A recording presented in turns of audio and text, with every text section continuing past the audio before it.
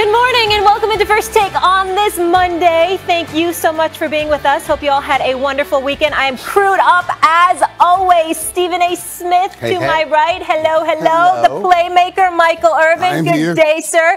Great to see you. And the one and only, my guy, Dan Orlovsky. Good morning. Good morning, everybody. Good morning. It's good to be. You see the space that this man covers when he has his hands? We'll talk about the tie later. We'll talk about the tie later. The skinny tie? He looks great. Skinny tie I wore the Cowboys colors. You don't need to be commenting about nobody's wardrobe. I mean, you actually dressing down right now. I mean, I'm usually dizzy for looking at your outfit. Right now, you all right. Molly, as always, you look lovely. Thank you, guys. It's a beautiful table. It's a beautiful table, but it's a lot of blood and beating up is about to happen. All right. So it's all good. Whatever you say. Let's go there. Speaking of getting beaten up, what happened and what is going on with these Kansas City Chiefs? I will lean on you, gentlemen.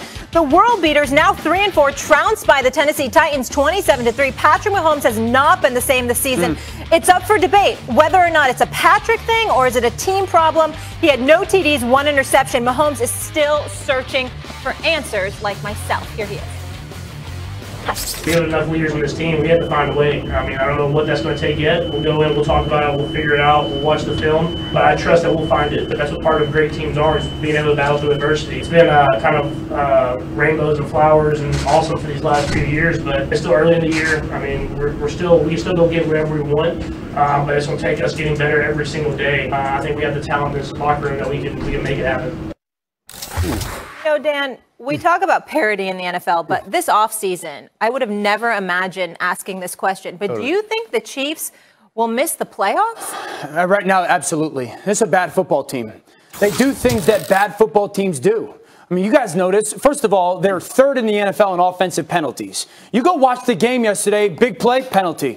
First down completion, penalty. It hasn't changed. We're a third way through the season. The penalties still show up. They lead the NFL in giveaways. Way too many turnovers. Now, Patrick Mahomes is part of the problem. Absolutely. If we're going to praise him when he's playing so well, we've got to be critical of the play when he's not playing good. Right now, Patrick has to go from, I've got to be that playmaker, special talent, to game manager. I've been saying There's multiple times yesterday. We showed it on Get Up where it's first down. He goes to throw the ball. It's not there, and he's got a check down right here. That's not a sexy play. It's not a talent play. It's a boring play that quarterbacks like me can make, and that's why he won't make it, because anybody can make that throw. But that's what this football team needs out of him right now. He's trying to make up. They were down 24. How are you a game manager when you need points, though, Dan? They were down 24-0 yesterday, and they had run 11 plays.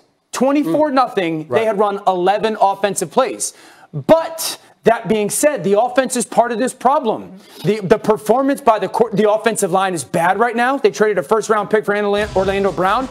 They're bad. So, again, penalties on offense, bad teams do that. Giveaways on offense, bad teams do that. They cannot stop me from anything defensively. They play man coverage. I got a saying, if you can't play man with the people, don't play man. They play man coverage all the time like they got lockdown corners. They don't. The physical domination by Tennessee. So when is it going to flip? Who is it going to flip with? The trade deadline's in a week. So how are they going to get better? This is a bad football team right now. Hold on. Let me take this. I'll save it for last. Stephen A., you don't want this. Please, you don't want this, okay? Come on. You stop your nonsense. The defense is trash. We conceded that a long time ago, okay? The defense is secondary. I mean, listen, when you look at their front four, they're a bit healthy. They can get to the quarterback. They didn't have time to get to the quarterback because people were open. I'm talking about, what did it? What is it? What did happen? What is it? 11? I mean, Ryan Tannehill completed his first 11 passes. Yes. His first 11 passes. 9 of their first 17 plays were for first downs. They can't stop a cold. I've been saying that for weeks. Their defense is trash. The only good game they had was the second half against the Washington football team, a team without a name and with a muffler as a quarterback. Don't get me started with the Washington football team. That's all. It's the truth. And that's all they had. Their defense is trash. We all understood that. And unless Dan Orlovsky is willing to sit here and say, Patrick Mahomes ain't the best quarterback in football, I don't want to hear anything from you, because I have nobody said that yet. This man has not looked like the best quarterback in football. We know that, and we want to say that. But when are we going to say definitively he's not the best quarterback in football? Because let me tell you something right now. I look at him and I look at the defense being trash, and because of it, he's trying to overcompensate. You're right in terms of him needing to make the conventional play, the easy play, and stop looking to engage in heroics. That may be true, but it has worked for them in the past. It's not working for them now. Right. So now you got 3/4 of the season to right the ship. We got Andy Reid, a veteran head coach and a Super Bowl champion now. We got Eric Bieniemy, a big-time offensive coordinator. We still got Patrick Mahomes. You got Travis Kelce. You got Tyreek Hill. You got McCole Harbin. You got Clyde Edwards-Helaire. I'm saying that these brothers can sit up there and right the ship. I'm not trying to act like they were impressive yesterday. They were horrible. But I'm saying, could they right the ship enough to be one of 7 teams in the playoffs in the AFC? Yes, they can. Let me tell you the issue here. And even watching Patrick Mahomes talk about it, and I remember it. I remember going through it. What they're going through right now is the reality that nobody's scared anymore. Sure. And you walk in a game, you think you're still that old team, and you think you're just going to shake it off and go back to killing people and dictating from an offensive standpoint, because that's what they've been doing for years. They've dictated to defenses, this is what we're going to do. We'll make you do this and then tear you up. And they no longer can do that. And I'm going to tell you something. Every game you go in, I don't care that you are no longer the same team. Every game you go in, they're still going to say, well, these are the Super Bowl. They went back-to-back Super Bowls. That's what we're playing. So now you got to match that intensity when you have all the doubt that you have. I remember Dion coming in that room one day when we were talking. We had just lost another game. And he's like, Mike, we got to do something about it. I looked at him. I said, time, it's over. Yeah. The dynasty is over. That dynasty right now, as we know it, the Kansas City Chiefs, it's over. They will not get to the playoffs this year. Nobody's even talking about their schedule. They can come out of these next 4 games going into the bye at 1-3. They can lose these next. They got a tough schedule coming up. They got New York, then they got Green Bay, Las Vegas, and Dallas. They can lose all 3 of those games. That is a gauntlet. That's 1-4 before the bye. This is over for the Kansas City Chiefs, and I don't know if they can get it back. I'll answer your question. Right now, Patrick Mahomes is not the best quarterback in football. He is still the most talented player. Right, we're talking about playing. But he is not the best quarterback in football right now. He's not even playing top 5 right now. I agree. Right. Stephen A., you know what offensive line has given up the most pressures in football this year?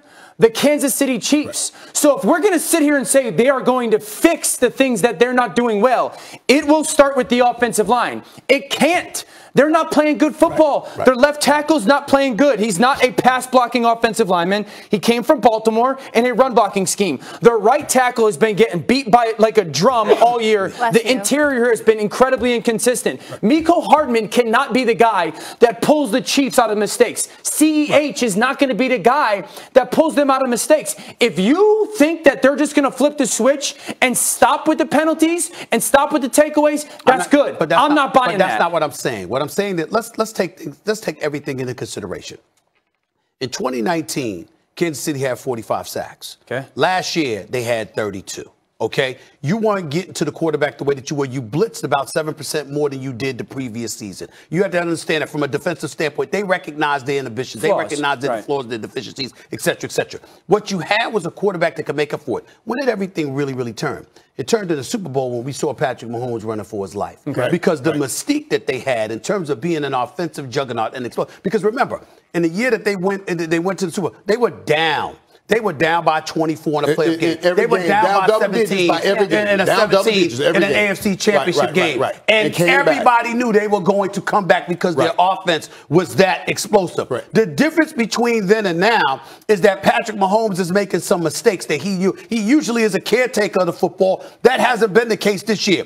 Do you have confidence that he could clean that portion up? Yes. I do. Yes. And if he takes care of the football, okay, and he's willing to take the methodical approach that you pointed out, not looking for the home run all the time, then do you have confidence that they listen? That kind of success. Hold on. This is what I don't understand from this conversation. Is this a talent issue? Is this an execution issue? Is this a coaching on offense, issue? Talent on defense. Execution on offense, talent on defense. No. Molly's right. So I want to know, like, can this legitimately be turned? You think it's 3 for 3? It's all 3. It is a talent. Because if it's talent, there's really nothing you can do unless you're going to do something at the trade deadline, which is like tomorrow. It's a talent issue on defense, unquestionably. It's a talent issue on offense at the tackle positions and the second wide receiver position. Okay. It is an execution issue on both sides of the football. They're calling man coverage on defense. They can't execute man coverage. They don't run the ball. And this is why when you fall in love as an offense with the run-pass option, the RPO, your offensive line doesn't know what's happening with the football.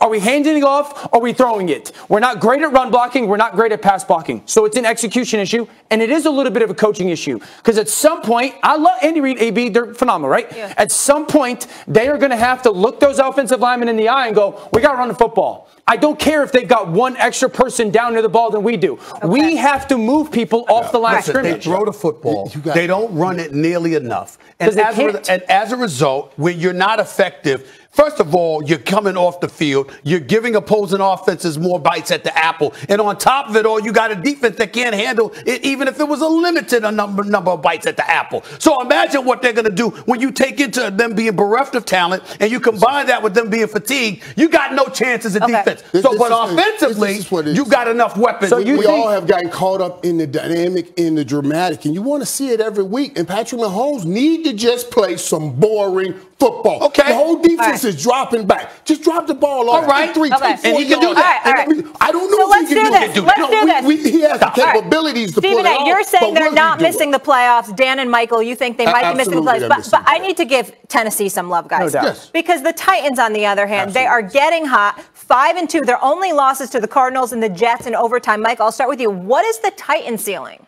Man, listen, when you just came off of beating Buffalo and then the game you just played, beating the Chiefs, the ceiling, they can go where they want to go. They want to go to the NFC Championship. They want to go to Super Bowl. They can do that. With that running game, with Derrick Henry. You know Derrick Henry's on pace for 2,100 yards. He will break the record on a 17-game pace right now. And with Ryan Tannehill, here's the thing that I think Tennessee has to understand. There's nobody that has made me and God have more arguments in this world than Julio Jones. You know how many times I've gone to God and said, oh, you love him this much more than me. What could you give him all of those gifts for? What about me? You know what I mean? Julio Jones. And they got Julio Jones in Tennessee. And he's a difference maker when he's the number 2 guy. Yeah. But when Arthur Warren Brown, when he's the number 1 guy, Tennessee can do whatever they need to do. They can get Dan, what do you think? Because there's been questions about their defense. Yeah, they're in the conversation for the elite teams in the AFC. Their defensive line's really good, though. Landry, Autry, Bud Dupree are coming on. Their defensive line plays that way. Their defense can be good enough. I got a question. When you were playing, what was your size? How big and how much you weigh? I was 6'2", 212. So 6'2", 212. The 3 skill position players for the Tennessee Titans are different than anybody else. Derrick Henry is 6'3", 245. Yeah. A.J. Brown is 6'1", 225. Bigger than you. Julio's 6'3", 235. No one in the NFL at the skill position has that size. No one in the NFL at the perimeter defensively can match up to those guys. That's what makes Tennessee really difficult. The perimeter guys got to go, okay, here we go. This is going to be a big boy football game. Right. Ryan throw the ball 25, 27 times a game. I'm so touched by both of y'all. The Tennessee Titans are going to be a difficult wow. Y'all, stop the presses. You guys talk about the Steelers. Michael said they could go anywhere. He said AFC Championship game and Super Bowl. The sky's blue. They going out, all right? They going to win the division crown. They might win a playoff game, and then they going out. Why? Listen, because let me tell you why. Because even though Derrick Henry is that dude, make no mistake about it. And I know they got Julio Jones there, with A.J. Brown had a big-time game yesterday. You're going to come back to Ryan Tannehill. I'm coming back to Ryan Tannehill. I'm trying to go to sleep.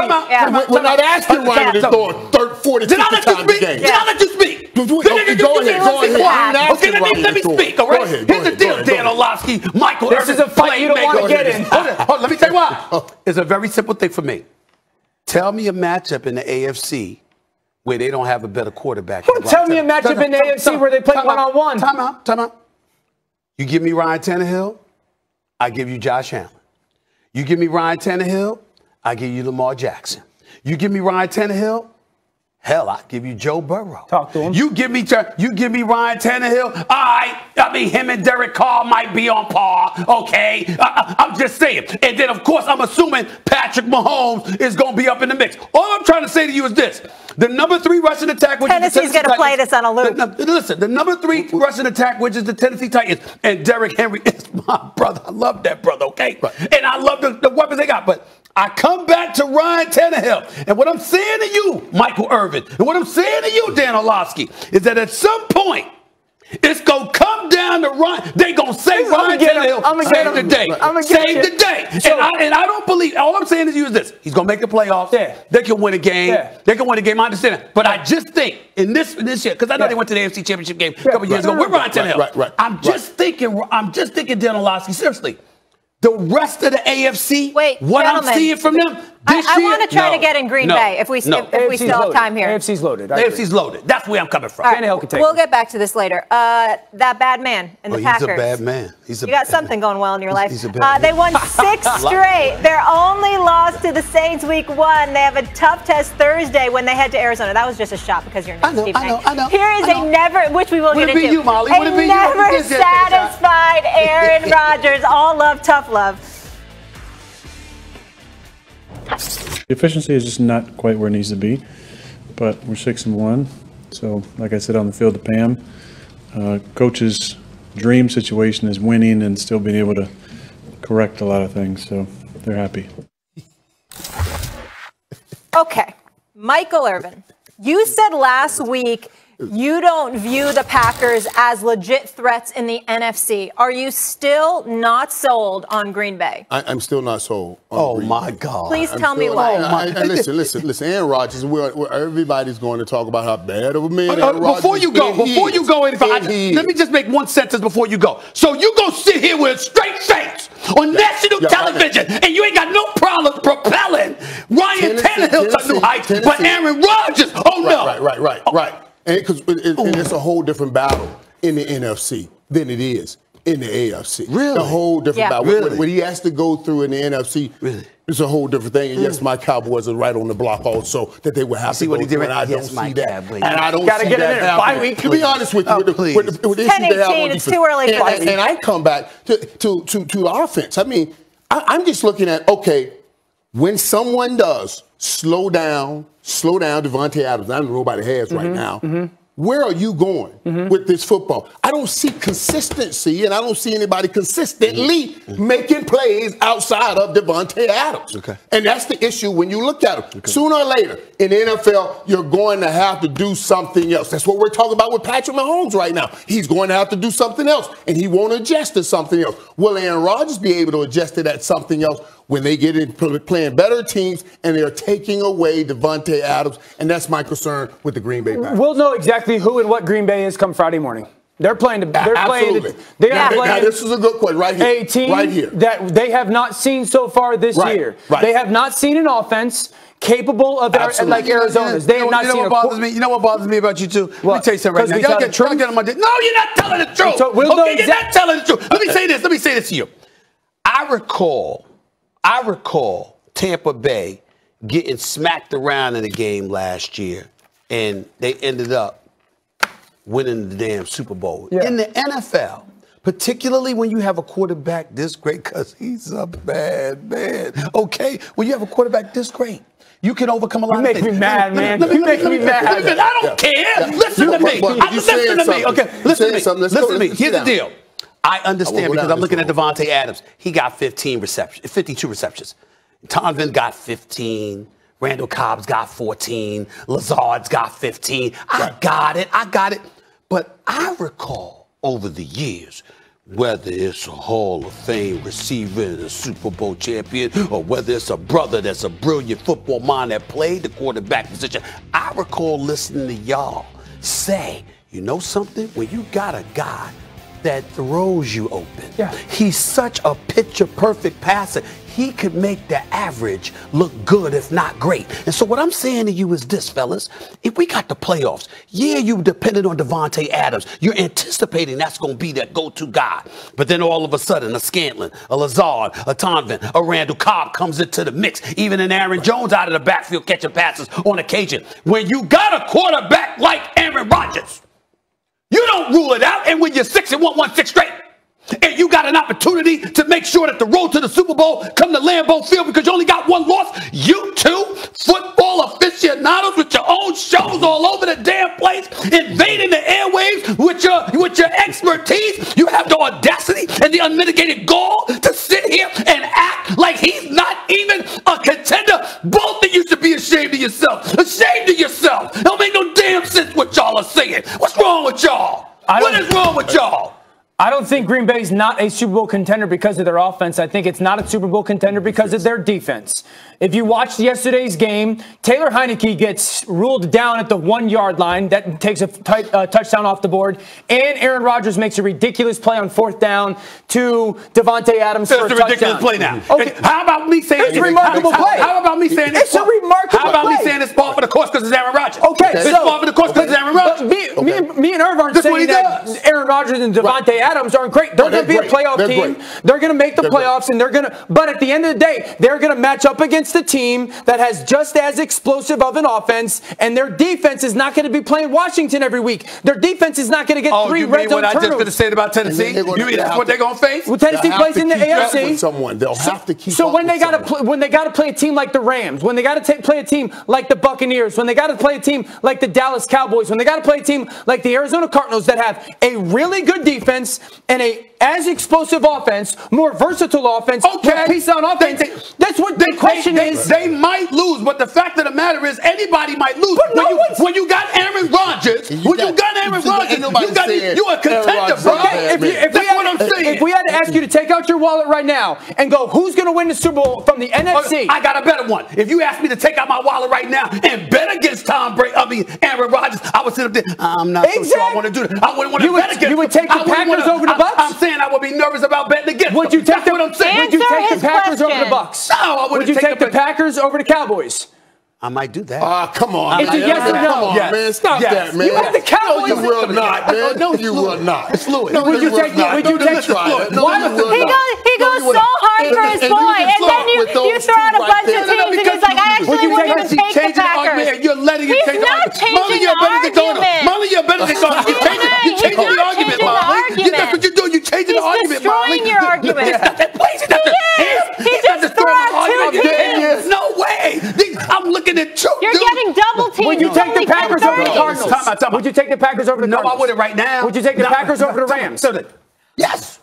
Yes. No. What I'm saying to you is this. If you're asking me to bet on Aaron Rodgers, I would find it very difficult to do that. All right, so he would take, let's count the teams he'll take over that bad man. He'll take the Bucks, he'll take the Cardinals, he'll take the Cowboys. That's all we're saying. And he's not sure about the Rams. Because Molly's a Benedict Arnold. That's what I'm going to call him, Benedict Arnold now. Because she's changing the argument. What I'm saying is, get a newer reference. Any given Sunday, anybody can lose. We understand it. Listen, what I'm saying is, when you got Aaron Rodgers, don't talk to me about him not being a legit Super Bowl contender. He can take anybody out. Don't tell me he can't now. And y'all all know it. And let me tell you something right now. Aaron Rodgers, the decision making and the dimes that he throws and the things he's capable of. Yes. You need to relax. We need to all take a break. Have great offense. I'm very relaxed. So Aaron Rodgers taking somebody out, it's not going to happen by himself. He's going to need his defense to make some stops. That's all we're saying. And they can't make stops against those teams that we're talking about. It's the same man that's been calling with the Cowboys a Super Bowl contender with their right in there. All right. Talking about it right now. He's always right now. Gentlemen, we're talking about right now. Let's all take a breath. Let's take a moment. The Packers are 17-12. Best record out of this. We good. Gentlemen, how about Joe Burrow and the Bengals blowing out Lamar Jackson and the Ravens to the tune of 41-17? The Bengals now have a share of the best record in the entire AFC at 5-2. The last time they had at least a share of the best record in their conference this late in the season was through Week 17 of the 2015 season. Now, according to ESPN FBI, Cincy now has a 42% chance to win the AFC North after having a 5% chance to enter the season.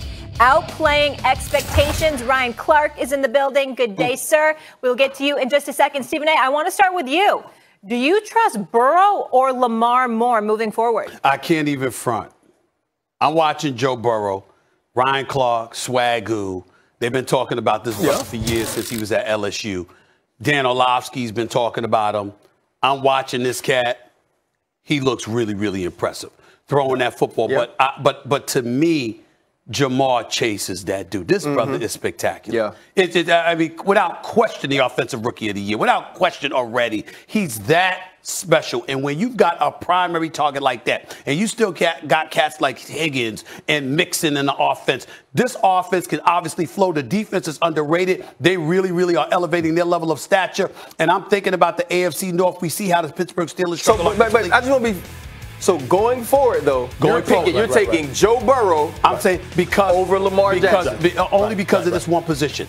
I have been a stickler for many, many years. I know how electrifying Lamar Jackson is. Right. But I've been a stickler for years about when you play the quarterback position, I have to believe in your ability to throw the football consistently. I'm not thinking playmaking. First, you have to show me that consistently you can be accurate in throwing the football. That is my criteria for the quarterback position that I've been consistent about throughout my career on television. I'm very, very big on that, and that is the lone question I've had about Lamar Jackson. He was the leading rusher yesterday with 86 yards or something like that rushing. They had nobody else running the football for them. He was sacked 5 times. He was under pressure. I get that. I love that touchdown pass to Hollywood Brown. I get it. But consistently watching them throw the football, Joe Burrow just appears to be on another level.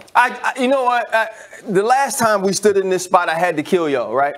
I had to come on here and I had to kill y'all. Both of y'all, right? And it seems like I'm going to have to do the same thing today. About Justin First Fields. off, Molly. You want to say that? Yes. We were Molly, talking about Justin Fields. You got your sunglasses you was wearing in L.A.? Because every time Stephen A.'s sleeve raised up, You're blinded? Oh, my God. Ryan, I don't even know how he's walking around New York City with that. Is this what we do now?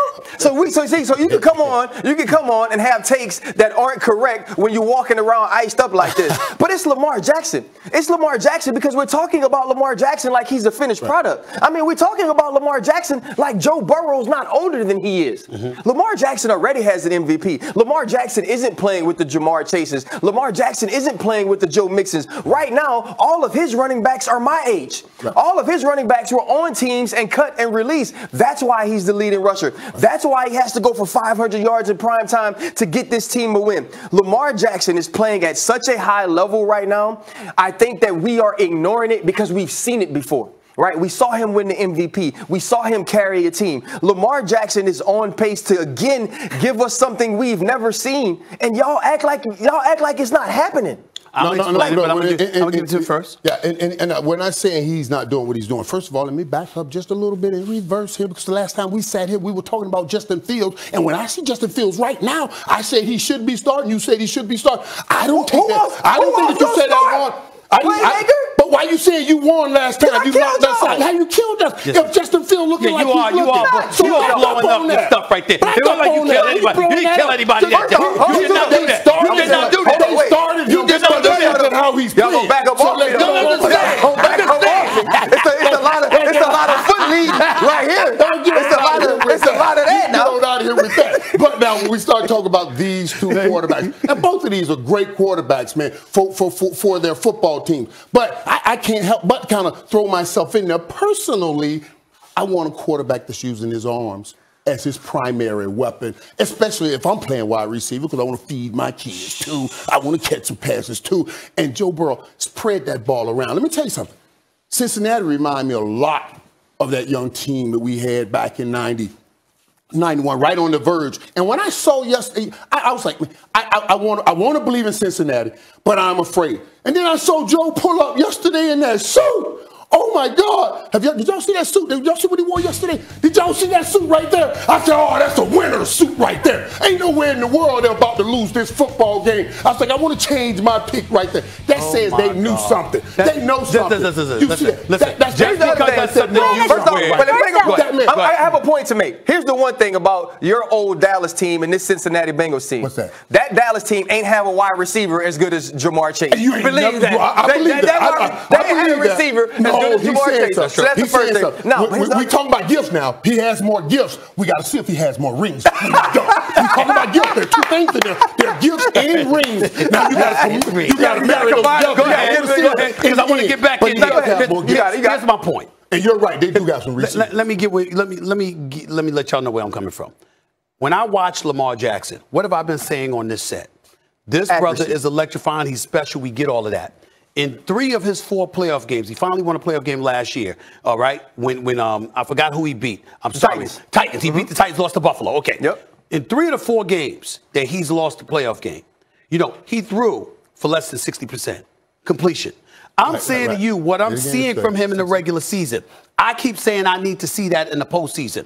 When I look at Joe Burrow, we don't have that concern. We know he's a passer. He can run with the football occasionally. No one can run like Lamar Jackson. Right. And Lamar Jackson's an electrifying playmaker, and we know all of that. But you have to be able to throw the football from the quarterback position if you're going to win in the playoffs. Real quick, because Molly's coming in. Molly has to host. Yeah. The crazy thing is this is what happened with Lamar Jackson, right? Lamar Jackson, we don't know if we could draft him. We draft him 32. He comes in, starts for Joe Flacco. Oh, but it's still not enough. He lost in the playoffs. Let's move the line back again. Oh, he comes in. Now he's the MVP. He's played so great. They lose again in the playoffs. Oh, he got to win the playoff game. He comes, he wins the playoff game. Oh, my God. Now he got to beat Patrick Mahomes. Can I answer that? That's all y'all do. Every time with Lamar Jackson. Can I answer why? The line is always the same. The line is why is the line not the same for everybody else, though? Can I ask a question? Let me answer that. It's not the same for nobody else. Let me tell you why it's that way.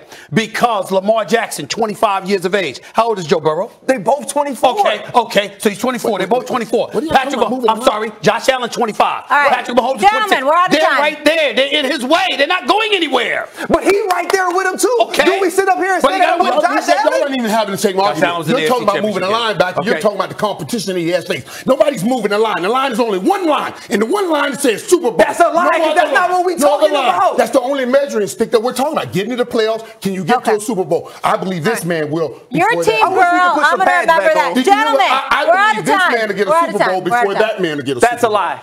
All right. By the way, his suit was out of season. Seafoam green, not right now. Let me see this one more time. Let me see this. Let me see this. Oh my God! Let me see this. Stop hiding it. Let me see it. Oh my God! Let me see it. How many carats is that? That's how you do it. You brick. Goodness. When you brick. When you brick. Still to come here on First Take. New England currently in second place behind the Bills. Can they still make the playoffs?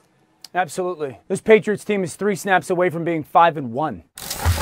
I think their season comes down to Week 9, Week 10, and Week 11. In that stretch, they play the Chargers, they play the Panthers, and they play the Cleveland Browns. If they find a way to win 2 out of the 3 of that stretch, they are going to make the playoffs. I think the Patriots are a dark horse in the AFC.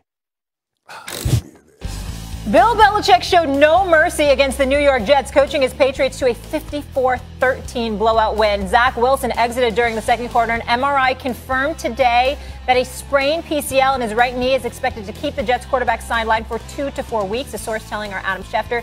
New England is second in the division at 3-4. Who wants to start this one here? Okay. Stephen A., with the AFC wide open, can the Pats go and make a run? Well, they could, but I would say no. They're not going to. I don't think they're going to the playoffs.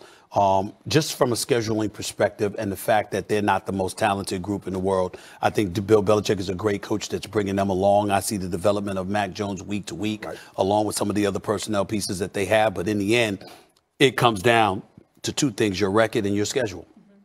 And I'm thinking about, you got a road game against the Chargers up next, okay? I believe that's a loss. You've got a road game against Carolina. You could potentially win that. You got Cleveland after that, which I think could potentially be a loss, even though that's at home. You've got a game against Tennessee, 2 against Buffalo, and the Indianapolis Colts coming up. I see at least 4 more losses on this schedule. Best case scenario I see for the New England Patriots is a 9-8 record. And because of that is why I say no playoffs in the AFC. Now, I want to hear the argument that says they will be or they can make a run. And I heard this, Dan. I want to hear this argument because I'm with Stephen A. There's no way we're looking at this team right now as a playoff team. Just by they only beat the Jets in Houston. Yeah. That's it. But they've also lost to the Bucs and the Cowboys by 1 play. So if we're here's my thing. If we are gonna say, and I agree with you guys, that the Bucs and the Cowboys are two of the best teams in football, right? That's right. No doubt. Indisputable? Indisputable. If there's a team that loses to them early in the season with a team that they're trying to figure out who they are on a rookie quarterback at the end of the game on the last play, how can we not sit here and consider them to be a good football team? Well, they're a good football team. Okay, so good football teams have legit chances to make the playoffs. So I'm looking at a team, again, first week of the season, they lose to Miami because Damian Harris fumbles the football. He has not done that in the last couple of weeks. And I go with the New England Patriots. If you asked me 2 weeks ago, who were they? I'd say they're a really good football team that does not convert in the red zone because Josh McDaniels had not figured out all right, how is he going to use Jonnu Smith? Watch the way they're using Jonnu Smith right now. They're not letting him be a route runner anymore. Get the ball to him. We're just getting the ball to him. Let him go be an athlete. Hunter Henry has become the route runner. Watch how they're using Kendrick Bourne a little bit now. This defense is starting to play good football. The screen game is picking up for New England. I think they're a good football team. I think that here's the thing, the way I see the Chargers game, it's a bad matchup for the Chargers. What's the Chargers' weakness? Teams that can run the football against them. And they can't defend the run. New England will put a hat in the run game. They are going to pound physical, just like Baltimore was. Football against the Chargers. And I think Bill Belichick is going to look at the matchups and go, how do we minimize a little bit of the Michael Williams and Keenan Allen? I think they can go on the road and beat the Chargers. Absolutely. I actually expect them to. Carolina, Sam Darnold's not playing good football. Last 3 weeks, Sam Darnold's been playing bad football. I think they can go on the road and beat Carolina. So then they sit at 5-4 and go. Then we have a very different conversation when they go to play Cleveland. Who knows what Cleveland's health is going to be? If Odell is going to be on the team at that point. I think the Patriots can absolutely make the playoffs. I know their schedule is hard. I think they can beat Buffalo one time. I do. I think this is a good football team. We like to do that. We like to measure and say, oh, man, these guys, they play the top teams tough. And they did. They only lost, as you said, they were in those games, and they were. But they didn't win any of them. Right. You know what I mean? You didn't win any of them. And in order to get to the playoffs, you can't just be in those kinds of games. You got to show an ability to win those kinds of games. Michael, how about the poise we saw from Mac Jones? I mean, that was like a Super Bowl. I'm saying when Tom Brady came to town, all eyes on that game like no other. Right. And man, what a performance. And I told you guys, I would have been so hot at that kicker. If I had a chance to beat Tom Brady and I lose that game, I'd have been so hot. And he's done a fabulous job.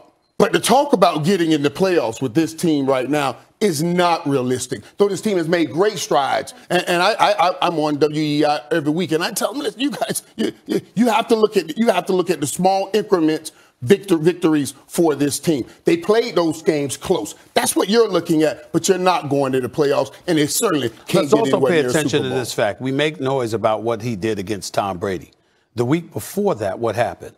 They got shellacked by New Orleans and Jameis Winston. It's the only bad game he's played. I'm just saying, let's not forget that. Yeah. No, that's all I'm trying to say. Stephen A., I'm just saying poise in that moment. I mean, that is one of the most talked about regular season games of all time, and they almost beat him. Yeah, I'm thinking he played without his money. I'm thinking he played without his money personally. They won 19 to Tampa Bay won 19-17. Yeah. To me, that story, listen, Mac Jones played well. But the story wasn't Mac Jones. The story was how the inclement weather and how that defense showed up for New England against Tampa Bay. And I'm not so sure they're going to take out the Chargers as you are. I mean, maybe that Gilmore to take out Mike Williams. I'm not so sure. They will I don't run see the the ball. Chargers. Let me ask you this. Even into the future, how how good do you think Mac Jones is going to be? Is he going to be he's like an elite quarterback? Yeah, I think he's going to be a top 10 player. No doubt. Because of the system that he is in, that plays in, they'll be a top 10 player at the position. I think he is a Matt Ryan type of player. If you watch him, he plays so fast. He plays so fast and makes good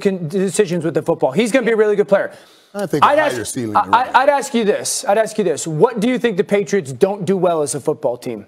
Right? Because that's when we're talking about making the playoffs and teams who can and cannot. What do they not do now? Because I think there's 9 teams in the AFC that are legit playoff contenders. Tennessee, absolutely. I think the Raiders, absolutely. The Chargers, the Bengals, Baltimore. I think we're talking about Indianapolis is that team that can make the playoffs. I think we're talking about the New England Patriots, the team that can make the playoffs, in Cleveland. You make valid points. You make valid points. You know what my retort to that would be? They do a lot of things good. Nothing really great. That's fair. When you consider who they're going to go up against. You know, one of those good teams that can make things competitive, but somehow, some way you can close the door on them. That's who I think that's fair. I think that's fair. I look at the way the team has played over the last 3 or 4 weeks. And again, the efficiency on offense, the physicality in the run game, the decision-making at the quarterback, the way they're using the little different pieces, and their defense is starting to play good football. And all I would need, you ask me one thing, where are the explosive plays? I need that explosiveness that will scare me, and I don't see that. And that's a fair point. They're going to have to be very methodical offensively. Right. And that's a hard drive, time in and time out, with a rookie quarterback. And nobody's saying Mac Jones isn't great. Yeah. He's been playing great, man. He's exceptional. We're not saying that. Just we're saying he's not ready for NFL. Everybody can't get to postseason. Everybody can't get to postseason. Listen, Stephen A., do me a favor. When you mention the Panthers, could you mention who beat them? Oh, the Giants? The New York Football Giants. The Panthers beat themselves. Listen. Goodbye. You need to go. Don't you have to go to Bristol and do NFL Live? I thought we were friends. A dead clock is right twice a day. Goodbye. Okay. Goodbye to everyone. Saving grace. Please, my wardrobe is tight, and all of y'all know it. I ain't even worried about it. I mean, y'all must be crazy. Y'all must be crazy. All right. By the way, I got some new stuff coming too, though. Make no mistake about that. Okay. I mean, don't hurt him, Stephen. The watch is just a little bit of overcompensation for what you're missing in the suit game. Did you see me when I showed up at the UFC? At the UFC fight, you saw what I was I saw you. I mean, I know what I'm doing. I mean, at some point, y'all got to get back to that. You know what I'm saying? The first quarterback to throw 600 career TD passes. Can we give the man a round of applause? Brady's latest milestone came on a 9-yard touchdown strike to Mike Evans late in the opening quarter against the Bears. Evans threw the ball to a fan in the stands before realizing the significance, but they were able to get it back, so it's all good. And then he went to him a couple more times. The Bucs are averaging over 40 points per game in their 4 home games this season, tied for the 7th most through a team's first 4 home games in a season since 1970. That was the merger. But are they the best offense in the NFL? The Cowboys offense ranks slightly ahead of the Bucs in both yards and points per game this season. Stephen A., cover your ears. Ryan Clark back here with us. Michael, I think I know which way you're going, but I want to start with you anyway, playmaker. Which offense is more dangerous? Is it Tampa Bay or Dallas? Oh, listen. Tampa Bay has a dangerous offense, and that slant route that we just showed Mike Evans catching, that's a big boy play. Mm-hmm. That's a big boy play. And Dallas really don't have any of those kinds of receivers, those big boy receivers to make those kinds of plays. But they do have great receivers that can make plays all over the football field. And the one asset that I'll pull out on offense that I said Dallas has that Tampa does not have is an ability to get yards from the quarterback position with Dak Prescott that Tom Brady cannot give you. Everything else, they both have. Everything else they both have. They both have, and Dak even has a better run game than Tom Brady has back there. So when you start talking about the best offense, we got to start talking about how can you attack defenses. And yes, Tom Brady is the master at breaking down defenses and making plays on them. But the Dallas Cowboys have the best offense in the NFC.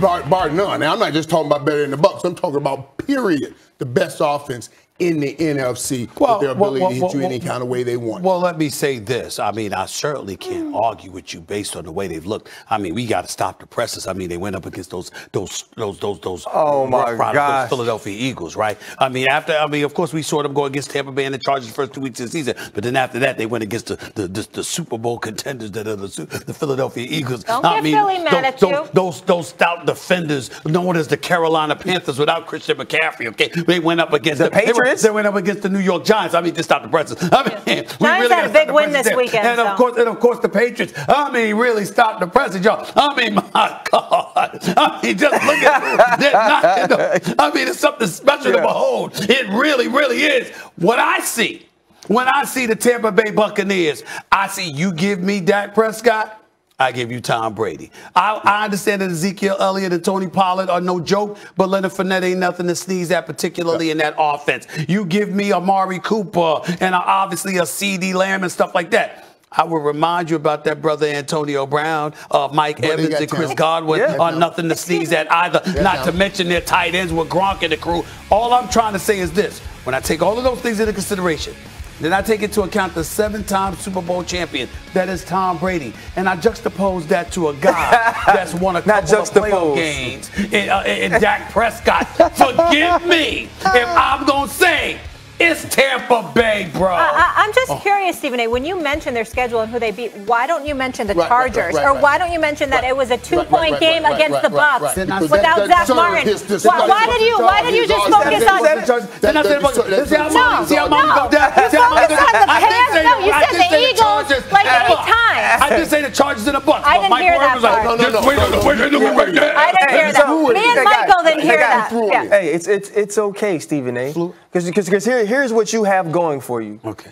It's basketball season. Yes. You will actually be able to win a debate on your own show. Because as long as it's football season, you're going to keep taking these L's. Okay. And here's another one. Because it's the Cowboys. And the hard thing about coming on this show and saying this is this. You got to go against the GOAT. Right? The feeling is you should never go against the GOAT. And Tom Brady, to me, is playing the best ball that I've ever seen him play. Man. He's going out of his mind. Right? You have all of these receivers. Early on in the season, it was Gronk. And then we saw AB come along. Both of those guys are hurt. You could go to Michael Irvin. I know that's what you were feeling when you were walking in here. But the thing you did was you wore the right colors. You came in here in the Cowboys colors with the star, with the star on the wrist, with the bling on the wrist. For once in his life, he's timid. Here's what separates these two offenses. Both of these two offenses are explosive in the pass. They got quarterbacks that are making plays not only in the clutch, but anytime you need it to any wide receiver. Whether we can hit Cedric Wilson on a 4th and 4 if we need to because he's that good and my quarterback's that good. What happens? Let's just say it happens that you stop the pass game, that you play deep cover 2 like we see teams do against the Kansas City Chiefs, and somebody has to decide we're going to turn around and hand this ball off. And they can't do it. Tampa Bay win a game. Not win a game. Tampa Bay can't do it and win a game. The Dallas Cowboys offense can win a football game in any way you make them play. They're the best. I'm sitting across from. And they're getting Leo Collins back. They're getting back the time. They're the most complete. See, I'm gonna say, here's what I like about playmakers. I love that. Here's what I like about playmakers. We got all reasons why they missing games now. We got dudes in other trouble. We got dudes getting in trouble all the time. Are we sure they're gonna be available? Are we sure they're going to be available? That's all I'm trying to say. Are we sure they're going to be available? That is a staple of the Dallas Cowboys. We will miss games in any type of way we can. That's right. Okay? But the final thing is this, and I'm going to one-up the playmaker on Dallas for the first time in his life. Somebody is more excited about the Cowboys than he is. Oh, Lord. He sold them short. He said they're the best offense in the NFC. The Dallas Cowboys are the most complete offense in the entire league. Hey, you come over for dinner this week anytime. You're saying some good stuff. He knows what he's talking about. I get what y'all saying, and I do understand that I'm sitting across from 2 Super Bowl champions. A dude that never played football, never thought about playing football, never wanted to play football. I'm sitting across from 2 Super Bowl champions. That's cool. That's cool. But, you know, it's interesting because Ryan was acting like I'm losing debates. Ryan was wrong twice. You said you lost all of them. He just didn't show up the weeks he was wrong. You understand? I'm going to let that go. I'm going to let that go. He was off. Okay? He didn't show up when I was looking for him when I was right. But that's neither here nor there. We'll get him later because they ain't going to be the only time he's been wrong. That's number one. Number two, here's how I answered this question. When you say the better offense, are we talking right now? Because, see, I'm projecting. And I'm thinking about the postseason. And I'm thinking about the Cowboys and the Bucs and who's going to be the best offense when it counts. That's where I'm at. Because I already brought up the schedule. That cupcake schedule over the last 4 or 5 weeks that the Cowboys have been experiencing. I mean, you want to write home about that, you go right ahead. You go right and get caught up in it. I'm not. How you the star of the show, you write the show, you change the... I write the show. Let me get credit for something. I write the show. You change the questions mid-question, and you go to different things. I didn't do that. Golly. What I'm saying is this. I don't believe what I'm seeing. Yeah, I give them respect. I know they are potent offense. We knew that coming into the season. But when you say they're the best, I am allergic to making such proclamations about anything Dallas Cowboys and the best. Those are oxymorons as far as I'm concerned. Oh my God. More of these words. I cannot do it. I cannot do it. I'm looking at them, Philly, Carolina, Giants, New England Patriots. You play when they put on the schedule. Can I give the Hall of Fame? Can I give the former Cowboy the Hall of Famer the final word? Not just did they win, but how they looked with the win while they were winning. That's why we are here to break it down, and you see what the Dallas Cowboys look like. But does the competition matter? Who they're playing. But does the competition matter? I mean, if you a giant in a small man's contest, ain't you gonna look taller than everybody else? I mean, damn. I mean, what you want me to say? Come on. This isn't David and Goliath. Let's relax. I'm just saying that the Dallas Cowboys, who have you gone against the last month? All right. And you got a bye week. Did you not watch the first week? Okay. When they went against Tampa? They were very impressive the first Coming week. up. They were competitive when they lost. It happened They were competitive yet when they again. lost. The Las Vegas Raiders are currently leading the AFC West after yesterday's 33-22 win over the Philadelphia Eagles. The Raiders are 5-2 through 7 games this season, their best 7-game start since 2016. Meanwhile, the Niners beaten at home last night 30-18 by the Indianapolis Colts. San Francisco has lost 4 straight games after starting the season 2-0 and are currently in last place in the NFC West. Nobody expected that. Stephen A., what's the biggest surprise, or bigger surprise rather, the first place Raiders or the last place Niners? Well, I think you have to go with the Raiders simply because you're talking about them being in first place. The fact is, nobody expected that to happen, not with the way what we've seen from Kansas City over the last couple of years, and certainly not what we've seen from the Los Angeles Chargers last year with the way Justin Herbert was coming on. We didn't expect much from Denver. They've fallen back down to earth, predictably so.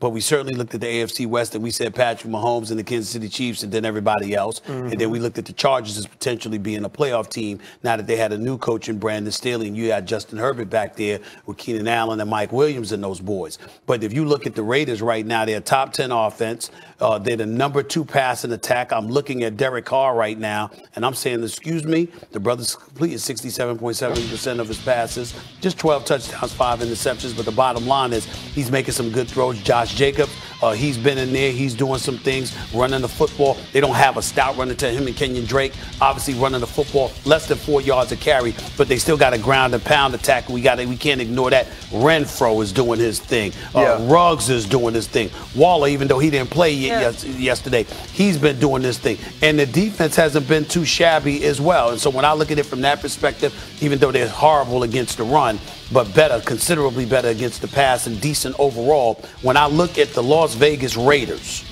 okay, they're in first place. Give them some love. But also, 2-0 since Gruden's been out with the distractions over the last two weeks. I got to give them credit for that. Yeah, big ups on that, man. I am shocked at what I see with San Francisco. Yeah, I'm a huge Kyle Shanahan fan. I think he's one of the best coaches in the National Football League. And to see this team right now and where they are, because I had them getting deep into the playoffs. Yeah. So for me, it's definitely the 49ers. And let me tell you something. The last few years I watched this team, last year, all the injuries. Well, all the injuries that happen on defense, you think, okay, that's a wash-away year. But I've watched this man as a master on the sideline take backup quarterbacks and play hard. You know what I mean? Win games with backup quarterbacks that there's no way he should be winning those games. And he has production on the offense. He has production right now. Elijah Mitchell, he had 100 yards yesterday. Deebo Samuel's averaging 100 yards per game, in the 6 games that he's played. So he has production on offense. But that defense just isn't what it used to be. And it used to be that front was so beast fight. You remember when they should have never lost Green Bay to Indy. And I was just talking about it last night. I was just talking. I said, do you think it meant that much? Because sometimes you can go in a locker room and it's that one player, you take him out of the locker room and a lot of things change. But they got Bosa back and they're still not doing what I thought San Francisco 49ers would be doing. So I'm shocked. I knew the Raiders had a chance. We saw the Raiders played the Chiefs pretty well last year. Right. So you saw them coming. And then this last little bit with John Gruden. But Jimmy G got hurt again. Well, Jimmy G'd, right? And that's the reason you trade up to get the number 3 pick, right? So now George Kittle's out. Last night Trent Williams doesn't play. So you have those things. But to me, it's the Las Vegas Raiders. It's the Las Vegas Raiders and the way they started the season. And then we have to remember for the last 2 weeks, John Gruden was there. You see them play against the Chargers. You see them play against the Bears, and this team is listless, right? This team has no energy. This is a team that's not playing well. Derek Carr kind of reverts back to some of the things we criticize him for. And then now Rich Bisaccia takes over this team, and it's been a different team the last 2 weeks against the Denver Broncos and yesterday against the Philadelphia Eagles. And I get it. Neither one of these teams are gangbusters, but the effort they've played with, right? How good Derek Carr is. Derek Carr completed 91% of his passes yesterday. You can't. Sometimes you don't do that in 7-on-7 at practice, Mike. And so now you have a defense that rushes the passer. They're getting healthy on the back end, and Derek Carr is playing at such a high level. And yesterday, without Darren Waller, and the biggest reason the Las Vegas Raiders are the biggest surprise to me, the Kansas City Chiefs. There ain't no way in hell nobody came in here at the beginning of the season and said the Las Vegas Raiders would be over the Chiefs in the West. Let me tell you, but the answer, hold on. Let me answer the question. Let me get on you with your drivel, okay? Because let me tell you something right now. There's another reason why the Raiders should be a bigger surprise than the San Francisco 49ers playmaker. Ooh. The San Francisco 49ers. Say that P hard as led by Kyle Shanahan. Yes, right. With Jimmy Garoppolo. They are 24-11 with Kyle Shanahan. Without Jimmy Garoppolo, with Kyle Shanahan, trash. They are 7-28. So when you talk about, listen, no, it's not Jimmy G. Love. It's not porn star Jimmy. No, you know what I'm saying? I'm not doing that. Well, he is porn star Jimmy, man. He'll always be porn star Jimmy. That wasn't me. That was him. Listen, you hang out on the same street, Rodeo. Excuse me. No, I don't. Hold it. Rodeo ain't where porn star Jimmy was. That's where he was, on Rodeo. Excuse me. It was off that. It was off Was you trying to find him? No, I wasn't. I wasn't looking for him. Listen, I don't have to go that was the whole thing. It was broad daylight. It was Rodeo. Carry on. I know the details of the story. Just say, yeah, you know the details. I don't, okay? And here's the deal. I just know he went out with a porn star, okay? Oh, Stephen A. But here's the deal. Stay focused. I am staying focused, okay? Here's the deal, y'all. The show go crazy. 7-28, man. I mean, what do you say about that? Now, this is the same dude that has blown not one but 2 Super Bowls with his offensive play calling. Jimmy G. All right, and he's 7-28. And Kyle Shanahan, and he's 7-28 without Jimmy Garoppolo. I'm not saying that Kyle Shanahan don't know how to call plays and he ain't a good coach, but I'm like, damn, do we get to point to his record? If you take away Tom Brady from Bill Belichick, what's his record? We can run that race, right? We can run that race because all day long. I'm saying yes, he needs a quarterback. If you're telling me, oh, with Jimmy G, he's winning, but if he has these other quarterbacks, he's not winning. Every coach needs a quarterback. Ryan, last word here. Then I want to move on to something Bottom line is this: coming into the season, I expected the Los Angeles Rams to be better. I expected the Seattle Seahawks to be better than them. I expected the Cardinals to be better than them. This is what I expected from the San Francisco 49ers. Unless Trey Lance was a revelation. I didn't and he's not a revelation, and Jimmy G is still getting hurt. The Las Vegas Raiders to be in this place after dealing with what you had to deal with John Gruden, with trying to pull that team apart, bringing them together and playing the way they had the last 2 weeks after starting the season hot. I think to me that's one of the bigger stories in football this year. Of course, because they could have fell apart there. I want to ask this question why I still have you here and obviously Playmaker. When we talk about Cincinnati in that beatdown they put on the Ravens, when you look at Joe Burrow and Jamar Chase, Playmaker, where do they rank amongst the best duos in the NFL right now? And listen, and I was thinking about that this morning. I was like, wow, who would you take? And look at it. And I said, oh, would I take Aaron Rodgers and Devontae Adams? Yes. Maybe I'll take Aaron. Yes. And I said, maybe would I take Kyler Murray and DeAndre Hopkins? I think they're a top 3 right there. And I'm gonna tell you, I think I would battle over if I'm taking Kyler Murray, DeAndre Hopkins over Joe Burrow and Jamar Chase. I'll give number 1 right now to Aaron Rodgers and Devontae Adams. But they're tied. Those 2 must be tied for number 2 right now. 2A, 2B? 2A, 2B. Jamar Chase is a beast, man. And I thought he was more of a up-the-field guy. I'm watching this dude run slants, catch that ball, break out of tackles, and go the distance. That says you're a different I'm going to say this. Coming into the weekend, Stephen A. asked me this on Friday, and I didn't want to be a homer. So I was like, oh, they're top 6. No, they are top 3. And when you look at what Jamar Chase is in totality, we got to see it on display against the Baltimore Ravens, and that was the first time they truly showed him use that much of the route tree. And I talked about this even in the game before, because for the Chargers to be who they have to be, Mike Williams has to now start playing, has to understand this is the kind of defense you will see. They're going to take the best player and put him on you, and you have to beat that best player. Jamar Chase beat that best player. Wait a minute. He beat that best player. Wait a minute. Oh, my goodness. Would you stop being a brat? Because y'all are driving me crazy with this, man. I'm not a brat, okay? Let me tell you something, right? Let me tell you something. Both of y'all, like you said, now you're going to treat him like a number 1 receiver and defend against him. So the implication is they hadn't done that up to this point, right? And yesterday he did. So what I'm asking is, do we get to see what they do under that level of duress moving forward? It is possible. It is plausible that Cincinnati has snuck up on some people. I like what I'm seeing. Yeah. Jamar Chase is a stud. Joe Burrow's a stud. You know how I feel about him.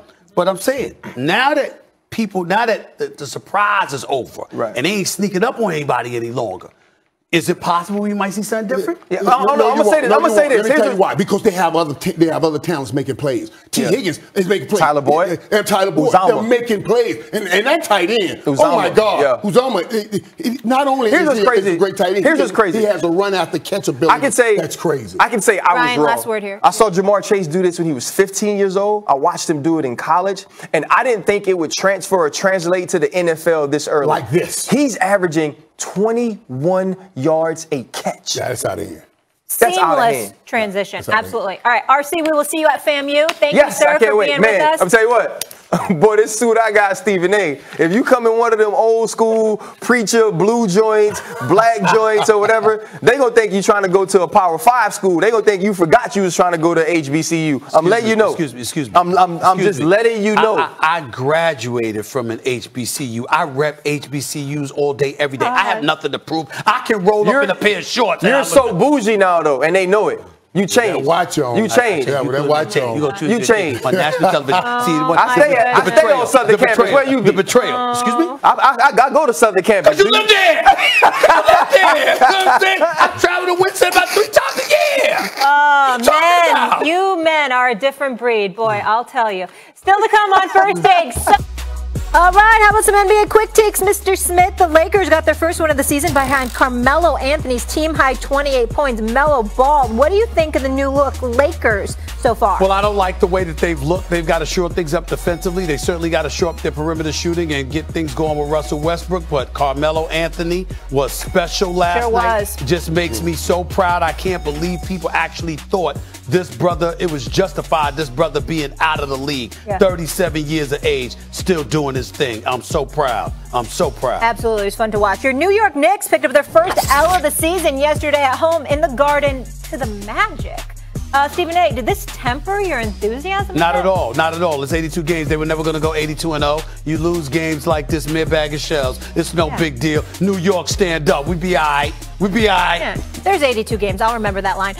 The Charlotte Hornets improved to 3-0 with a road win over the Brooklyn Nets. Did this win tell you more about the Hornets, Stephen A., or the Nets?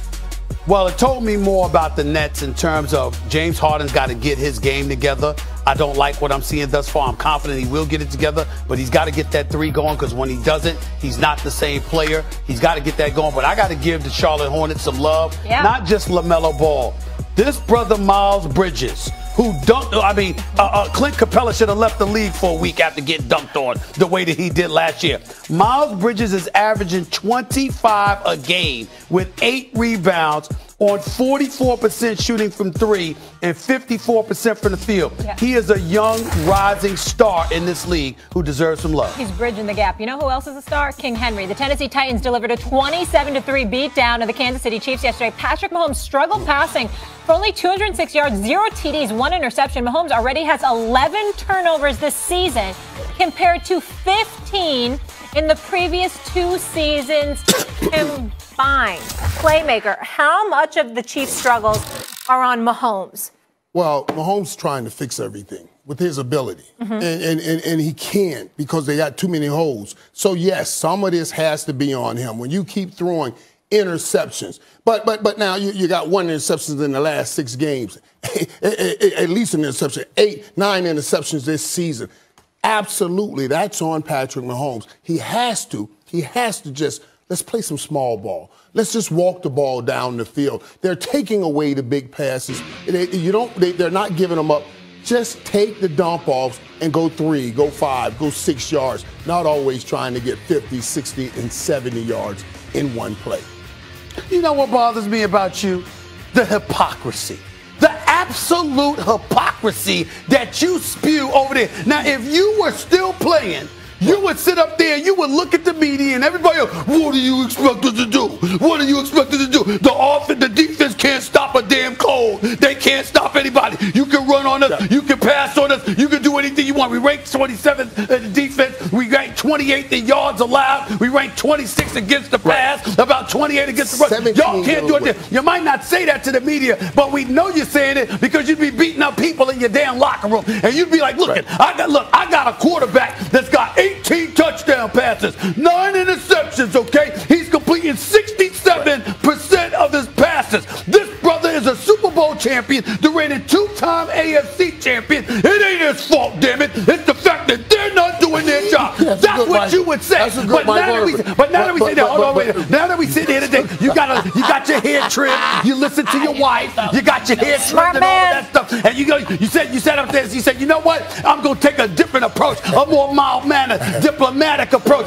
Stop your hypocrisy. If it was anybody else, you'd be pointing to that defense. And now we gonna sit here and talk about Patrick Mahomes. Pat has to take credit for what's happening. And let me tell you what bothers me, though. When I watch him, I see it's messing with him. It's messing with his confidence. But since you don't have a running game, it's messing with his confidence. I'm not worried about Patrick Mahomes' confidence, man. It's messing with his confidence. Now, when you don't have a running game, you have to use the short passing game as a running game. That could help Kansas City so much because now you're sustaining drives and keeping that poor defense off the field, and they're not doing that. They're not doing it, Stevie. They dictated the defenses so long, and defenses now dictating to them, and they will not take the message. Just check it down and move the ball down the field, and Patrick Mahomes will be all right. But right now, he is part of the problem.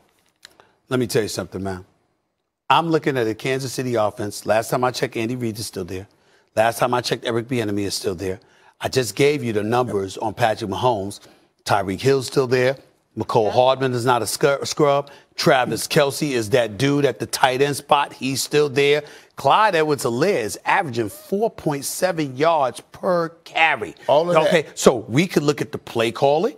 Okay? We could look at the defense. All right? We could also ultimately have to look at Spagnuolo, who's a Super Bowl champion, by the way, former defensive coordinator for the New York Giants. Okay? The defense is bad, okay? So I'm sitting there like that. I'm like, wait a minute now. There's a whole bunch of stuff you could point to before. Is Patrick Mahomes being the caretaker that he once was? Of course not. No. He's already got 9 interceptions when he only threw 6 all last year. I understand that. But it's a product. I'm saying, excuse me, I'm saying it's a byproduct of him feeling he has to overcompensate, because you know this, when you show up at the practice field, because you know this, you show up at the practice field, you watch these brothers practice, you're looking at the games, you're going like this. Damn. These brothers can't stop anybody. Right. We got to try something because we got to put it on ourselves more than one to something win the game. You can try. There's more than one something you can try. So let's try something. Let's try to score right fast to help out. Okay, that's one thing. Let's just move the ball down the field. Let's get first down. But then talk about the offense. Don't talk about Patrick Mahomes. Over there sitting down. Don't talk about Patrick Mahomes. Patrick Mahomes has to lead that offense. He has to be able to do that. That's what Dan said, too. He's got to be a game manager. I don't give a damn what Dan on. And Dan said it's 3 for 3. We take that as a negative word. I could get just a Hall of Famer and someone who played quarterback in the NFL. Look, managing the game is not a negative word. It's really a great talent if you can do it. It's why Tom Brady has 7 Super Bowls. And last year, when everybody was talking about, Patrick Mahomes, he may be, I told everybody, I said, stop, shut up, stop saying that. Patrick Mahomes, you can't put him in a boat with Tom Brady because this thing can change just like that, and it has changed. That dynasty is over, buddy. When did you say that? When did you say that? I didn't hear you say that. You can't put him in the same boat as Tom Brady. I didn't hear you say that. I didn't hear you say that. This was last year at the Super Bowl. When everybody was trying to talk about, when everybody was trying to talk about he may surpass Tom Brady in Super Bowls. I said, are you guys joking? I knew then. You don't even know how hard it is to win a Super Bowl. Stop putting that pressure on that man, because if he wins 3, then we're going to say he failed. He didn't come up. He didn't have a great. He was running for his life because he had no protection. In the Super Bowl, he did. In the Super Bowl, he was, and that was the first crack. You said at the beginning of this year when I said, why don't you give Kansas City time to work in their offense? They were together last year. Not that offensive line. And in football, you don't just pick up where you left off last year. And that offensive line needs time, and they still are not there yet. Let me tell you something right now. Dan said it was a talent issue. Listen, it's a talent issue with the offensive tackles. Deadline it's a talent issue on the defensive side of the ball. It is not a talent issue at the wide receiver spot, the running back spot, or the tight end spot. Okay. Well, Patrick Mahomes posted a 6.1 QBR on Sunday. It's all right. It's awful. Yeah. It's an awful day. It's a bad day. Dead clock is right twice a day. You know, it happens. He's a bad boy. Now, nobody's saying he's not a bad boy. Of course. He's a bad boy. Of course. When we come back. Michael Irvin, here is your clue. Uh-oh. Michael Irvin. Here we go. Okay, here we go. C. Oh, no, no.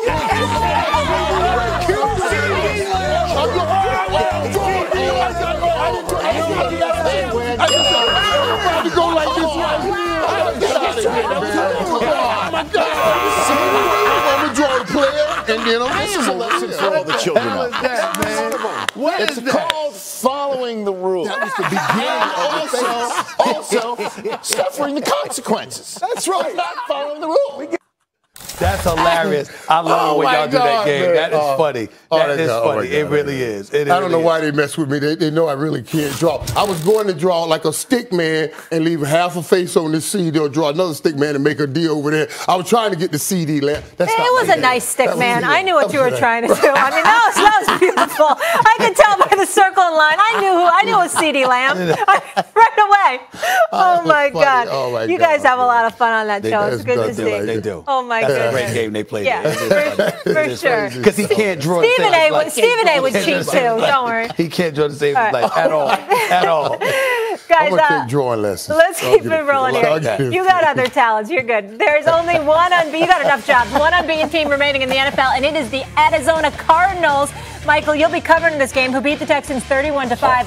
Kyler Murray, 17 passing touchdowns and a franchise record through 7 games.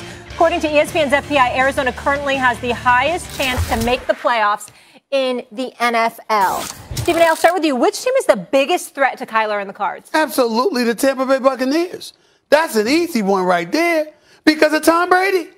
Tom Brady is the reason. When you're talking about a threat to the Arizona Cardinals, you're talking about the reigning defending champions. You're talking about the reigning defending champions standing in the way. Now, Michael Irvin, he even has to concede this. Listen, we are talking about a 7-time Super Bowl champion. This is a very annoying take by you. Why? Because all I hear is bad man and all that nonsense. And now you're going to go so hard for Tom Brady? It's like, get out of here with that. Rodgers them got a little. Talk about hypocrisy. Right. So you see, exactly. Thank you. I'm sorry you feel that way. But I think my position is consistent. At the beginning of the season, I said that the Tampa Bay Buccaneers would defend their crown.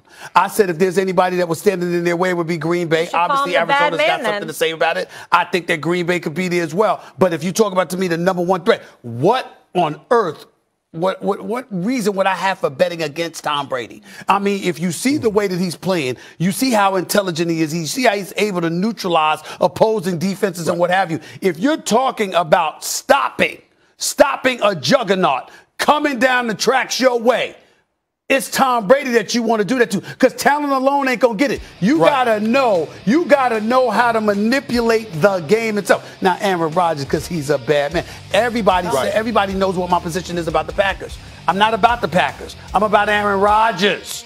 With the Tampa Bay Buccaneers, it's not just Tom Brady. He's the leader, but I look at their crew, and I'm saying, excuse me, if there's a team to fear, if you're the Arizona Cardinals, if there's a team that you got to look forward to having to go through, it would happen to be the reigning, defending Super Bowl champions, which I said before the season even began. Okay, Miss I'll give you UConn. that. No, you're right about that. It's still an annoying take, but you did pick up on it. But I'm not consistent. Well, I don't know if you're necessarily consistent, but the Bucs will always be there. You're right. Tom Brady makes the Bucs a contender right there alone. But the real threat to the Arizona Cardinals. And trust me, Arizona's good now. And nobody's talking about they just picked up Zach Ertz. I'm telling you, that's a big-time pickup. Oh, my God. Big-time pickup. When they did that, because that worries me. Yeah. That worries me if they go up against the Cowboys now with Zach Ertz. But the biggest threat to the Cardinals are the Dallas Cowboys. Mm-hmm. It's the Dallas Cowboys. First of all, the Dallas has the ability to keep the ball out of Kyler Murray's hand by running the football. They got the tackles to work with those bad boys like Chandler Jones that Arizona has on the end and coming around that corner. And they have an ability to beat you. Not on the outside only, but on the inside with those tight ends. Because I'm worried about Arizona and Zach Ertz and the ability. And once they work him in, it's going to be very difficult. Once Arizona works in Zach Ertz, it's going to be very difficult. You're going to need. Don't look at me like he got Gronk. He got Gronk. Gronk is a million years old. Gronk ain't running up. That's what. It doesn't stop him from 2 touchdowns in the Super Bowl. It doesn't stop him from being a reliable runner. No, but it for Tom Brady. It doesn't stop him. But making plays all the way up the field, Gronk ain't gonna do that anymore. Zach Ertz can still do that. And those tight ends in Dallas, they can still do that. They can still do that. With the rare occasion they have to, you mean they still do it like this some lengthy resume to point to about them? They don't have that lengthy resume. They did it a couple of games this year. So what? Exactly. So what? Exactly. All right, what did Gronk do? What does Gronk do? Gronk don't have to do that anymore. You know why? Because Gronk will be ready for the postseason. Gronk's a great red zone topic right now. Gronk's a great red zone topic. Target right now, but he is not the old Gronk. He's not Gronk of old. He don't have to be. Right. He don't have to be. And he would never be. And that's going to be a huge difference right here in this football team. I no doubt Dallas is the biggest competition in Arizona, and they will be playing each other. That's why I know Arizona won't go. Who's going to be playing each other? Dallas. Who's going to be playing each other? Dallas and Arizona. Really? Yeah. Okay. Dallas might not win a playoff game. This is beautiful. This is beautiful. They might not win a playoff game. It depends on their seeding. If they're playing the number 7 seed and they're the number 1 seed, that would be different. But I'm telling you right now, listen, they ain't going to the NFC Championship game. I tell you that right now. Dallas ain't going to the NFC Championship game. Dallas going home before the NFC Championship game. I'm going to be watching the NFC Championship game that ain't going to include the Dallas Cowboys. You can just brace yourself for that. I'm telling you that right now. You can say, we'll see. We'll see. Well, let me tell you. Did y'all hear the other day? Let me tell you. I thought about this too. I said, I want to pull it out. When J.J. Watt started talking about everybody. We just better. We just better. But let me tell you what he's trying to do. You know what he's trying to do? He's trying to manufacture that thing. And what would you do? And what do you do? And what do you do when you're talking about the Cowboys? When I told you that the Cowboys got it on the field, this is not something.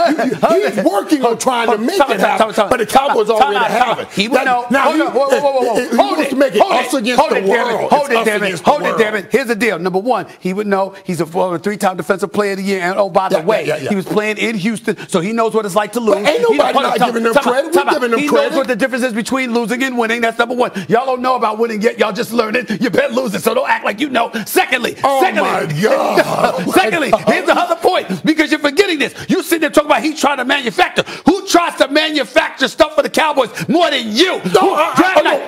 That's the difference. I'm not manufacturing. I'm spotting, recognizing, and delivering to the people. No, you are not. That's my job. Not what you're doing. I got to give it to the people. Time out. Who was on draft night hugging Micah Parsons?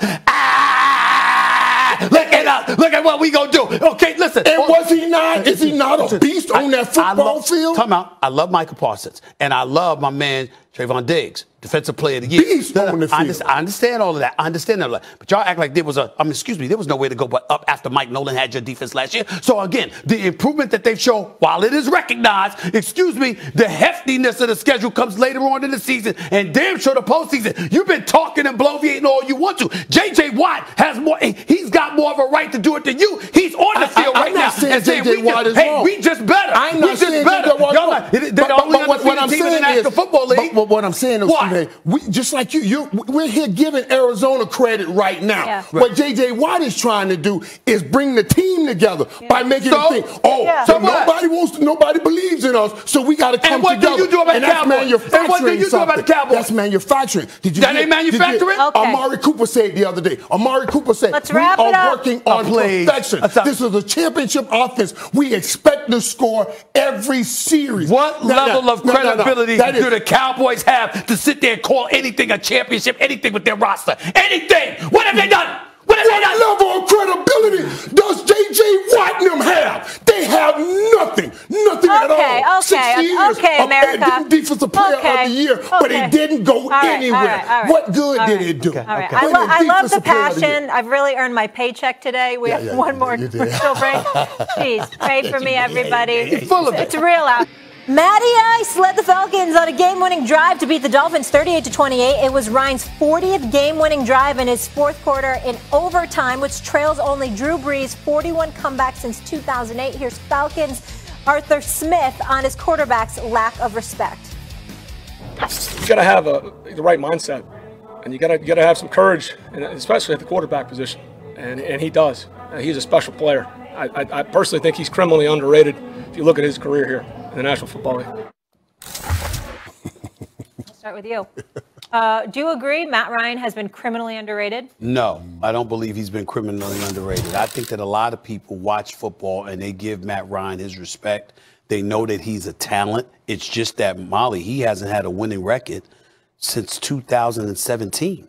He's just 7-9, 7-8, 4-12, and now this year he's 3-3. Right. And at one time he was the highest paid quarterback in football. He's a former league MVP. I'm just saying, and he's a former league MVP who took them to the Super Bowl. And listen, it's hard to recover when you're the quarterback that had enough clout in the league and you lose a 25-point lead in the Super Bowl.